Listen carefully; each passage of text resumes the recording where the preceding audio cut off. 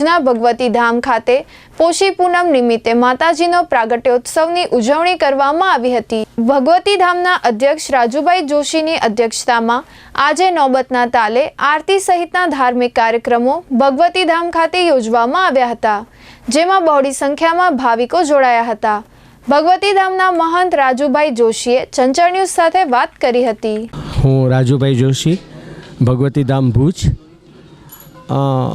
આપને પણ મા જગદંબાના પ્રાગટ્યની શુભેચ્છા। ખાસ તો આજે જે પોષી પૂર્ણિમા છે, એવું કહેવાય છે કે સૃષ્ટિની અંદર કોઈ જીવ નહોતો, ત્યારે ઈશ્વરે આ જીવ સૃષ્ટિ પ્રલય પછી શરૂ કરવા માટે જીવ સૃષ્ટિની રચના કરી।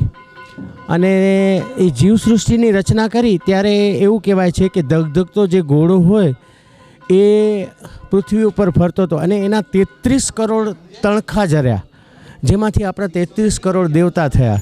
આ 33 કરોડ દેવતાઓએ તપ કર્યું, ખૂબ જ શક્તિ આવી ગઈ, જ્ઞાન આવી ગયું, પરંતુ નિર્જીવ જેવા હતા, કોઈ શક્તિ અંદર નહીં, શરીરની અંદર કોઈ તાકાત નહીં।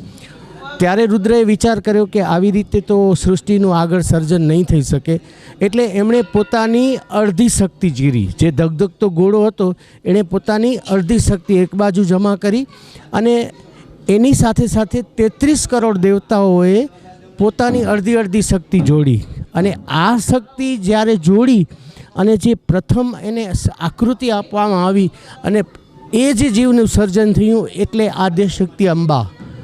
આજે એ આદ્યશક્તિ અંબાનો પ્રાગટ્ય દિવસ છે, જે આપણે ઉજવી રહ્યા છીએ। આજે કોઈ ફિલ્મી કે ગીતો ઉપર આરતી નહીં, પરંતુ નોબત અને આપણી અર્વાચીન આરતી છે, સાથે માતાજીને નવ નિવેદનો ભોગ ધરાવવામાં આવ્યો છે અને પછી અહીંના જે સેવક પરિવાર છે એ સૌ સાથે પ્રસાદ લઈ અને આજનો દિવસ ઉજવીશું।